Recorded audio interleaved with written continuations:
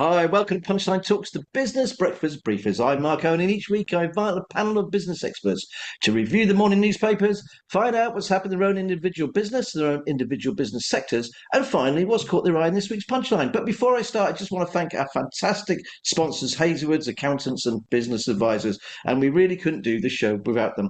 Okay, let's meet the panel today. We've got Colin Frensham. He's the Managing Director and owner of Tidal Training. The company has been training for 13 years, currently has 6 staff and 39 associate trainers. So I want to find out how the sector is faring over the past year, because let's be honest, it's tough. It's tough out there.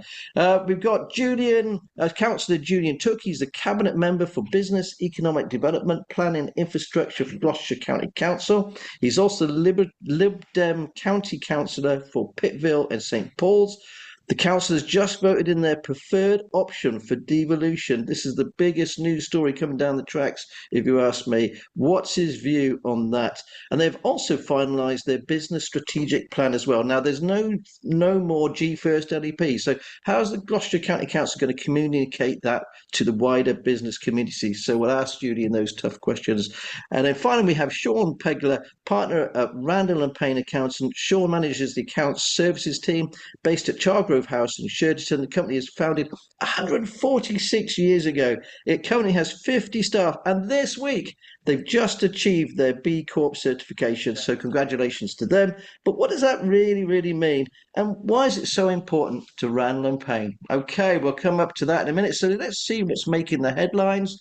We're starting off with the Independent. Okay, Independent. Fatal cost of Boris's chaotic and toxic number 10, 23,000 people dead. This is obviously all about COVID. The Times, inexcusable pandemic delays cost 23,000 lives. The Eye, Johnson's toxic leadership blamed for 23,000 deaths. The Guardian, too little, too late. Tory response to COVID crisis damned in the report. The Metro, toxic, chaotic, calamitous. The Mirror, inexcusable, says the Mirror. The Daily Telegraph, the 200 million COVID, I told you so. The Daily Mail, betrayal of our children. That's obviously about COVID lockdown. The Sun, strictly in rape arrest number 2. Don't know what the Sun's playing at there. We've got the Financial Times, migration overhaul offers big earners 3-year pathway. The Daily Express, give kids a chance of freedom like unstoppable Robin, age 4. Oh, sorry, and the Daily Star. I'm no Monty. Okay, that's a roundup from the papers. Really, it's all about the COVID inquiry. Let's bring you in on that, Shaun. Thanks for coming on the show. Great to see you. I don't know about you, but COVID seems such a long time ago. It's like we've all had a bit of a lobotomy, isn't it? Shaun, what's your view on it? Well, morning, everybody. And yes, so that was it for me. I looked at it at the Daily Telegraph, the Times, the Daily Mail, and you're completely right. It was 5 years ago that we had the terrible time, and I just think the long-term repercussions of COVID, we're still seeing this. I mean, I've got 2 young children, so I looked at the impact of their education during this time, homeschooling for a lot of parents, a lot of people trying to juggle work and children. The long-term effect on businesses still trying to pay off the loans that they've had, and the education of the children coming up through the ranks, and the social skills. So, COVID was a long time ago, but we are still seeing all of these effects still ongoing through to today. And I mean, when I went and got the papers this morning, as you've just shown on screen, it's everywhere again. There's just no escaping it at the moment. I don't know if you know, but my actual mum died of COVID on Christmas Eve, so that always has a bit of a knock-on effect. And the knock-on effect to the family was quite huge. And I don't know if you know also, but I was seriously ill with it as well over the whole Christmas period. Ended up in Boxing Day in A&E in a bad way, and then back there again the following day as well. Anyway, I thought personally the NHS were absolutely amazing, and we all stood outside and we clapped them, didn't we? But my goodness, I just feel that people have forgotten, the trauma. Maybe that's the way that we all cope with it, isn't it? Well, I'll bring you in, Colin. Is that the way that people, the fact that a lot of people can't remember the what it was like? I think a lot of people don't want to remember, and it's actually in our DNA now. It literally is in our DNA. Most of us had injections, and most of us had vaccinations. like it or not, had it or not. And yeah, there's a lot of people still struggling, and a lot of organisations still struggling with the fallout of COVID. It has affected children. It's affected children's learning, getting together at school, and actually being children and playing and having that social communication as well. So they reverted to the mobile phones, and they went away and hid themselves away in the classrooms, or hid themselves away in the bedrooms, and they were on the mobile phones, and that's how they communicated. And the government didn't do anything about that. So I'm going to chat about social media in a little bit. We are seeing a large across the whole health and social care and healthcare sector over the last few years, and in particular, since round about 2020, there's been a really, really big emphasis on organisations supporting vulnerable people, and that's children and adults alike, having a more trauma-informed approach. So looking at adverse childhood experiences and childhood trauma. And we've all had those. We've all had adverse childhood experiences, and it's how you take them on into adulthood. So the children of today, especially the young ones, have had that adverse childhood experience, and it was COVID, and it's still around now, and it has affected them. It's affected their confidence. It's affected how they see the world. It's affected how they communicate. It's affected how they learn, and it affects them in everyday life. And as parents, we need to think about that trauma that has been inflicted on the children, which it has. But as care organisations, the environments need to be trauma informed. The staff need to be trauma informed. The organisation needs to be trauma informed, and that's GP surgeries, dental surgeries, hospitals, care homes. You mention it. Universities, colleges, all need to be a lot more trauma informed. So if there was one thing that I can do about or trying to rectify COVID, is banging the trauma informed practice stroke management drum and saying to parents and organisations, adopt it and look at it, because it is real. Okay, no, thanks very much for that. Julian, let's go over to you. Thanks for the overview of the papers as well, Shaun. Julian, what have you picked out for the papers, please? So I picked from the Telegraph, middle class families face unlimited council tax increases. We're still waiting on the results of the Fairer Funding Review. So the government, as part of their local government policy statement, will be giving the results of the Fairer Funding Review, which will move money between councils. And the speculation is that money will move up north to poorer areas. This is concerning on two fronts, really. One, it hasn't made it easier for us to do a budget, because the council is like a business. You want as much certainty as possible when we're trying to do our budget, and we don't know what will happen with the Fairer Funding Review. We should hopefully know by the end of the month, but that drags on. The second thing is my concern. I represent Pittville and St Paul's. Pittville is a very affluent area. St Paul's has got, some people lead difficult lives. It's one of the less affluent areas in the county and the country, indeed. And although Gloucestershire as a whole looks wealthy, there are quite a lot of pockets actually in Cheltenham, in Gloucestershire, in the Forest of Dean, which are not. And I worry when these reviews are done where they look at very big geographies, that actually that local sensitivity gets lost. And to be fair to London, there's likely to be a lot of money moved out of London. London is an extreme version of that, so has got the worst poverty in the country. Also, it's got the most extreme wealth as well. So I hope this is done sensibly. But speculation about council tax rises, I mean, it is just speculation. Council tax rises are capped at 5%. There's some talk that the caps could change.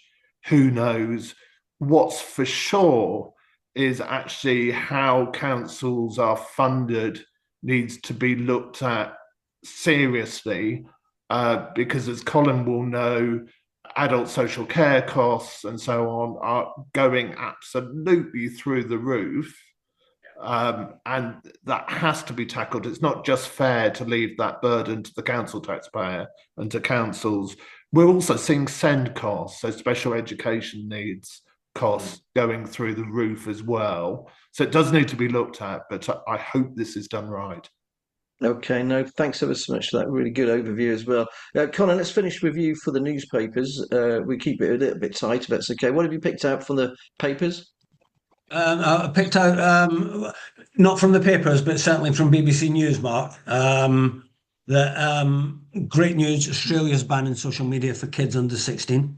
And there's a story there on how it'll work. Interestingly enough, looking at Europe, which is a lot closer to home, Denmark is the closest to a full ban, with a plan to prohibit social media access to children under 15, and parental consent can be given for children as young as 13. So I do feel that the government in this country does need to look at, they need to monitor the social media companies. Can they police it? No, it's down to the social media companies to police themselves, and obviously parents to look at restrictions for the children, which is difficult. But next to Denmark is France, and they passed a law in 2023 requiring social media platforms to get parental consent for minors under 15. And then Spain, they're considering a draft law as well. Greece requires platforms to obtain verified parental consent for children under 15.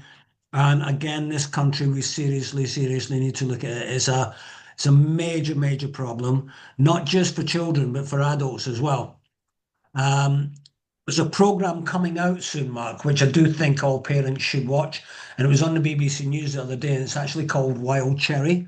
And it's about, it's a thriller. It's a 6-part series about parents allowing their children to have social media and actually using social media, and it backfires on them a little bit. So, yeah, that's definitely worth a watch. And, you know, there's a lot of people out there banging the drum at the moment about social media and restricting it. It's causing anxiety in children. It's causing a rise in suicide cases. It's causing a rise in self-harm. It's causing a rise in eating disorders. And one in particular that's on the rise is pica. I don't know if you've heard of it, Mark. Anyone? No. Have you heard of pica? My mother, God bless her, suffered with pica when she was pregnant. And pregnant women do suffer with pica when they feel like they've got a lack of nutrition, and they will eat non-nutritional things. Like my mother had a craving for coal. And she would chew on a piece of coal. Pica is where individuals, through trauma and psychological trauma, will start to consume things that are non-nutritional. So picking up bits of glass, or picking foam from pillows and chewing on that. Or I know of one individual who would pick up bits of gravel, and they liked the pop as the gravel popped in their mouth. So it's on the rise. Between I think it was 1999 and 2009 in the US, there was a 93% rise. The rise in the UK is not on that level, but it's really high. We're seeing an increase in organisations saying, we've had eating disorders training, but our staff need to know about pica, because the individuals that we're supporting, especially children, are starting to develop these eating disorders. So that's my story, Mark. Wow. Okay. I mean, the thing about social media, I think it's really dangerous. I totally agree with the whole panel, and I personally would like to see a lot of it banned. And I don't think it's great for democracy. No matter what people say, I don't think it is. I think it's the amount of porn and stuff like that on there as well, which is damaging for young people, for everybody. And then the abuse, just that abuse, and anybody in the media, you as a politician, I'm sure you get a lot of it, Julian, as well. I just think it's a toxic, dangerous thing at the moment, and they've got to get it under control. Anyway, guys, let's move along. Let's go to something a little bit more happier. Shaun has just got his B-Corp. So, Shaun, tell us about Randall and Payne then, please, and about your B-Corp. I mean, first of all, what is B-Corp, and why are you guys so pleased to get it? Okay, yeah. So yeah, great news this week. So B-Corp, it's a global movement of businesses that are committed to balancing profit with purpose. So that's kind of in a nutshell what the B-Corp movement is about.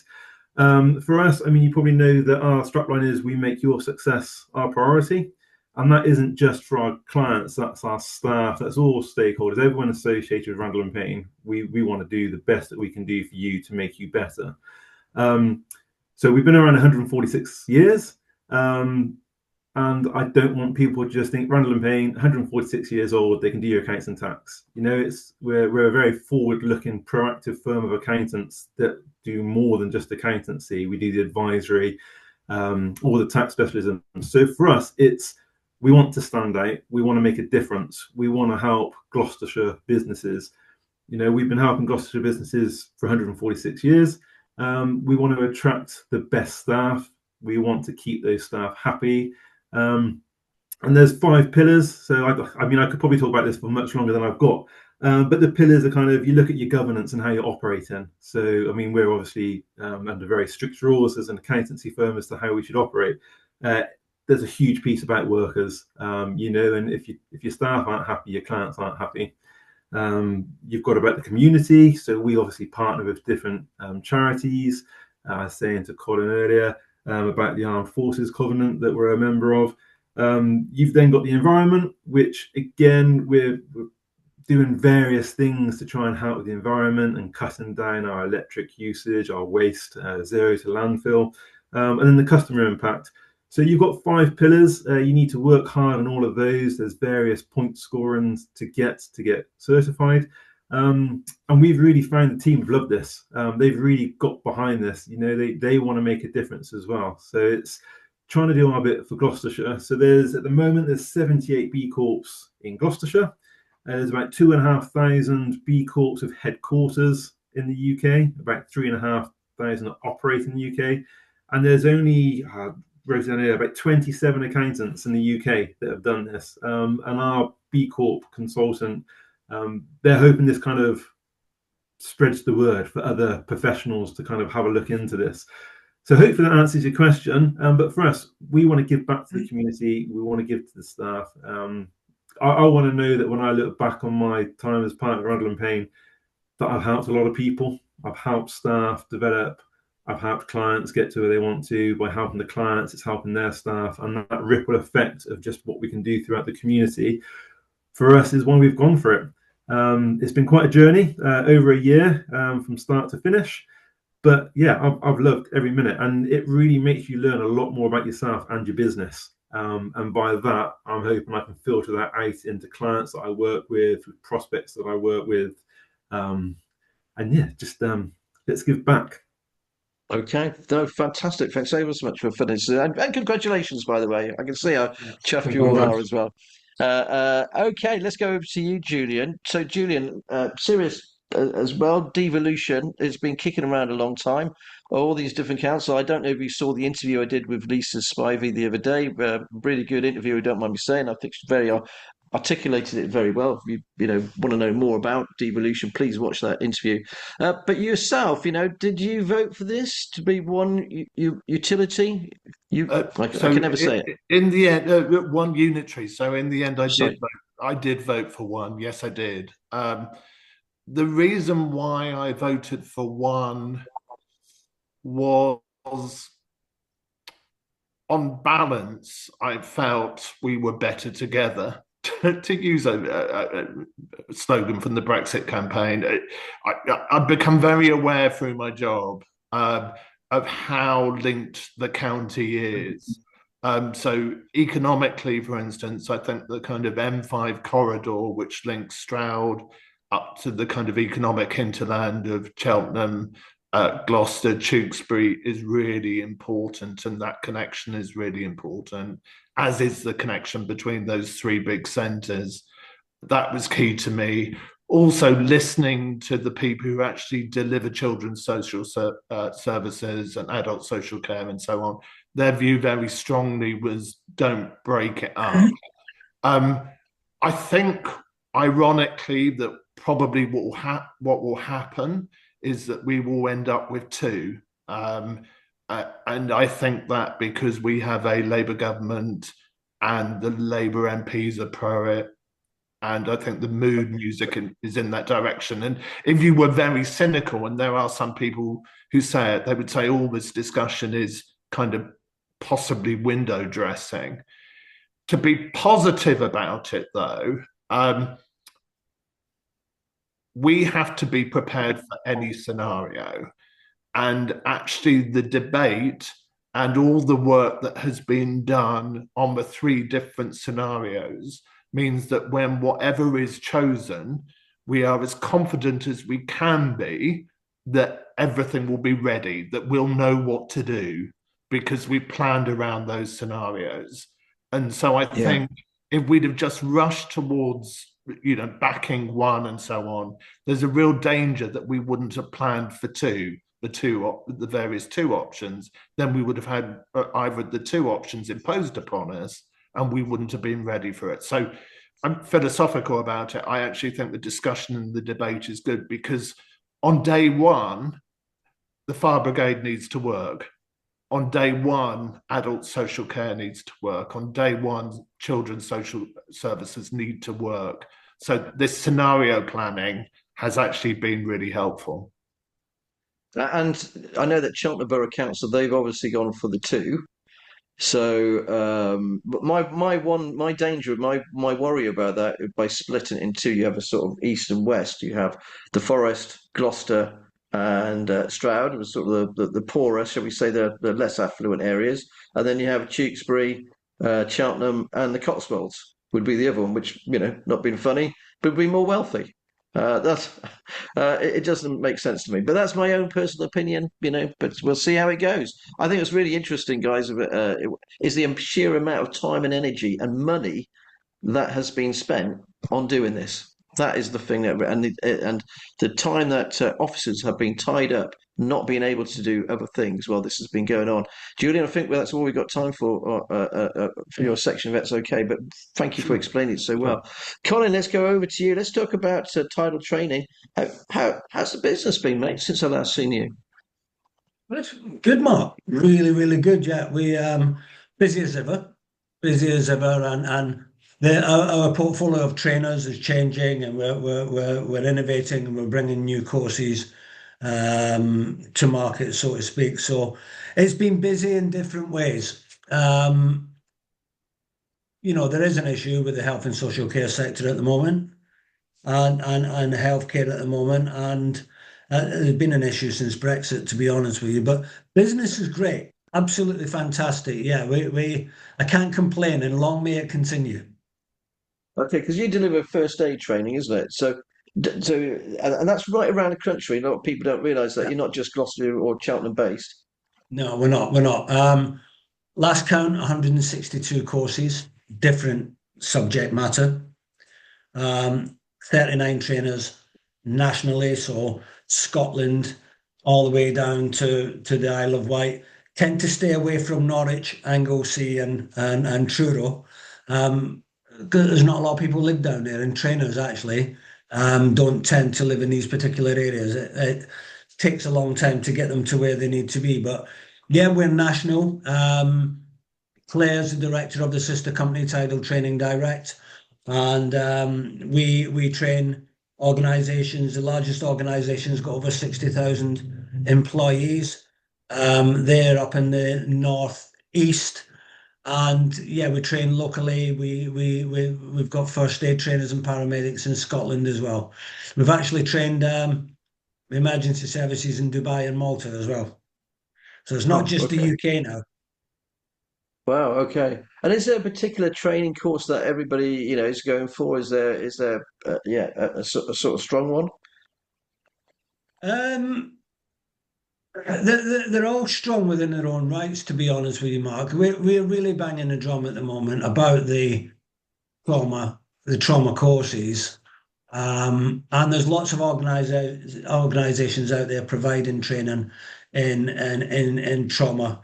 And there's enough out there for everyone to actually be busy as well. So, yeah, trauma is the buzzword at the moment, is really, really big, whether it be PTSD. We've just finished delivering a post-critical incident stress debrief training. So we train people to facilitate debriefs following critical incidents. So think Grenfell or the Manchester Arena or a mental health unit where staff have unfortunately been attacked by a patient that affects the whole group. So we train individuals to facilitate group debriefs before staff get to the I'm not coping stage. Right. Okay. A lot of organizations are very, very good at saying, look, we've got 15 mental health first aiders. That's brilliant. It's excellent. We've got an employee assistance program. That's brilliant. If your staff are calling the employee assistance program, they're already at the I'm not coping stage. So what we're trying to do is help organizations introduce a framework and a model within their organization to help the psychosocial health of their staff. So that's a big course at the moment that we're banging the drum about as well. All right. Okay. Well, thanks ever so much for that. Guys, we're kind of running out of time, actually. I forgot to do the old big question time. So very quickly, oh, someone's come in. Claire's come in. Just very quickly, have you got a question for each other? Anyone got a question for each other? Just very quickly. Shaun, you got a question for any of the guys? Yeah. So, for Julian, then, you obviously care a lot and passionate about economic growth and community well-being. Just wondered, as a local business and other local businesses, what can we do to help make a difference? What can you do to help make a difference? Yep. I think so. I care passionately about SMEs, particularly, and I think they need a particular help. And actually, the national insurance rises and so on last year didn't really help them. So I'm really keen to work with the bigger businesses in two ways, really, to see if we can help the smaller businesses, especially if they're not competing. So there are two fronts. One, on the digital side, some of the smaller businesses, in my view, aren't as digitally advanced as they could be. And that kind of worries me, particularly in the kind of retail space. So we're setting up a digital innovation group where people who kind of lead on the digital front can help us to devise the training and support that the smaller businesses need. We're also looking at ways that perhaps staff could be lent as part of corporate social responsibility programs. So, for instance, if there's a hairdresser who's really struggling with IT, maybe a bigger business could advise on IT for a day because they've got specialist IT people. So that would be a kind of example. I'm keen to have a better flow of information in both directions. So I think the business should have stronger channels to keep the council on its toes. So I want stronger forums, going back to the council so it can challenge on things like planning, education and skills, caring, carers, because that really matters actually in terms of people employing. But also it would be great if we can take more knowledge from the businesses, understand what's going on and disperse that out to the people who need it. Right. Okay. Thanks very much, guys. Unfortunately, that's all we've got time for. Just very quickly, let's do the pick of the punchlines. I'll start with you, Colin. What have you picked out from this week's punchlines, please? This week's punchline: Lillian Faithful have been bought out by. Bear with me 1 second. I'm just coming to it now. Yeah, Lillian Faithful sold 2 Gloucestershire care homes for an undisclosed sum. And a statement, the charity, after careful consideration, we've made a difficult decision to sell. I think it's a really, really good decision with the advent of AI and AI bots and making sure that the facilities are right, and we've got support for certainly for the elderly and those with dementia as well. It's amazing what AI and robotics can do now. So if this organisation that have bought them are introducing all these up-to-date systems in place, then I think it's a really, really good thing. Sad for Lily and Faithful, obviously, but it's really, really good for the residents, and ultimately it's them that need the best care and support. Okay, thanks so much for that. Shaun, what have you picked out from the pick of the punchlines, please? So I've got two. The first one is just a thank you very much for covering the Randall Payne B-Corp certification. And the other one is the Cloudflare crash. So I don't know how many people were affected by that on the call right now. But I mean, at Randall Payne, we've got the great team, the great processes, the great systems. But then when something like the Cloudflare crash happens, which is outside of your control, it does put you behind on what you were planning to do for the day. So I just thought from a business point of view, you never quite know, there's things outside of your control. And it was, I think, due to the recess of one of the database systems, which had quite a knock-on effect around everywhere. So yeah, that's my ones.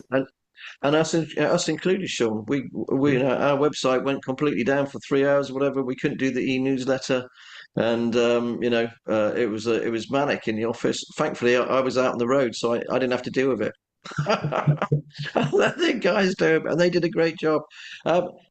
Julian, what have you picked out for us, please? Pick of the punchlines this week. So I picked out the Superdry story that 8,000 products from Superdry will be available within 30 minutes via Just Eat. I have mixed emotions about the story, actually. So I love it because it's a Gloucestershire business, and I think they're really innovating and rethinking about how they get their products to consumers. And I think it's absolutely brilliant. What worries me about it is the retailers are cut out of it. And what it says to me is that Superdry have thought about what channels they're using to get their product out. Actually, retailers still need to do more work on that front. So many retailers are just doing it via bricks and mortars. John Lewis, obviously, via bricks and clicks, you can buy it online and then pick it up at the shop, and really thought about how their online and their offline offering works together. More retailers need to do that. And actually, it also the experience of retail, the experience of place and town centres is really important. So they need to get that right. And that's why it was so good that the bid in Cheltenham won its election earlier in the week, because if we want to support retailers, the whole shopping experience needs to be good. Okay, no, thank you ever so much for that. I'm going to phone up them now. I desperately need a hoodie, Superdry hoodie in 30 minutes, so I might give them a blast. If you need some new trainers, Mark, just ring up Just Feet. There you go. That's right. Just Feet or Just Eat. Yeah, there you go. Take your trainers on and walk up the high street. That's very true. Thanks ever so much, guys. I really appreciate you coming on the show this morning. If you enjoyed the show, please like, share, and subscribe. I'd like to thank our fantastic sponsors again, Hazelwood's Accountants and Business Advisors. If you we'll be back again next week, and we've got a budget special coming up. And in between that, remember, it's all in the punchline. Thanks so much. Have a good week. Bye.